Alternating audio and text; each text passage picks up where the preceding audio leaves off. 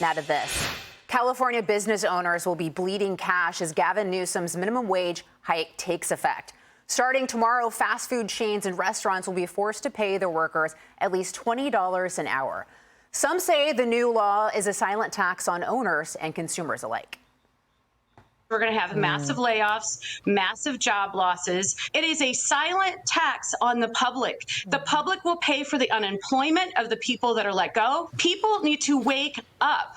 This is like when you go out to the circus and the guy has a big fancy trick he's showing you. Meanwhile, somebody is stealing all the money out of your pocket because this tax is being passed on to the consumer.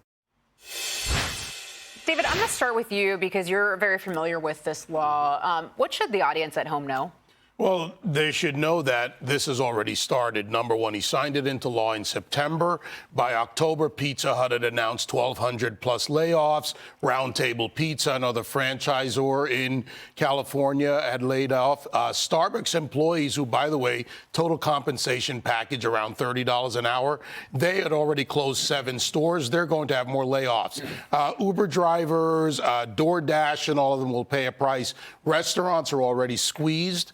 And he's basically killed it. But the people that get laid off then collect because the businesses had to pay unemployment compensation to the state, which means the taxpayers get to make up the difference. His buddy Greg Flynn, high school buddy, Gavin Newsom's friend, who got an exemption because he's a bread maker for Panera. Well, at least he got rid of that because it was too publicly embarrassing. But what this is idiotic, forced value on the cost of labor, which is anti-free market, anti-capitalist. And the real results are thousands of people have already lost jobs and more will lose jobs and customers will have to pay the difference. Yeah, I wonder if that friend was at the French Laundry dinner with Gavin Newsom. All right, Elise, I want to get you on on this Wall Street Journal op-ed. The headline reads this: there's no free pizza. And it goes on to say incentives matter and there's still no such thing as free pizza. Politicians can try to dictate higher wages for entry-level jobs, but ultimately, consumers decide how much they're willing to pay.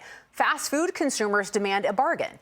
So restaurant operators are already trimming staff to keep costs low. Now, Alicia, you've been a business owner. So as a business owner, what does that mean to absorb some of these costs? So we had a restaurant. My husband had a restaurant, and we actually closed last year.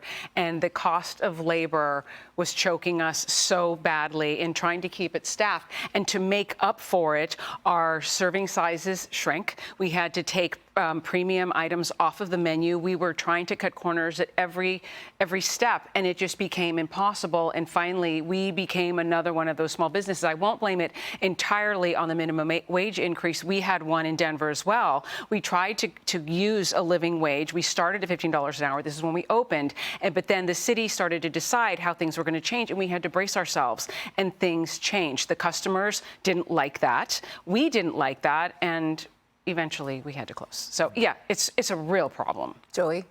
Yeah, listen, California specifically, we reported on Fox and Friends earlier this weekend about the most expensive cities to live in. San Francisco and San Jose came in number 1 and number 2. Oakland was in the top 10. There were other California cities in the top 10. So maybe, just hear me out. They need a higher minimum wage because it costs so dang much money to live in California. And maybe if they just scaled back on some of those taxes that don't go anywhere to anything that helps the taxpayers, they wouldn't need a $20 minimum wage because their money would go further. It's a self-eating snake. It's a self-feeding problem. They created a state so expensive that you have to raise minimum wage for people to live there. I don't necessarily hate that people get more money on minimum wage because it's an entire economy problem there. Well, and we've already seen the fast food industry really automate a lot of these jobs, and I assume this just accelerates that. All right, great discussion. Hey, Sean Hannity here. Hey, click here to subscribe to Fox News YouTube page and catch our hottest interviews and most compelling analysis. You will not get it anywhere else.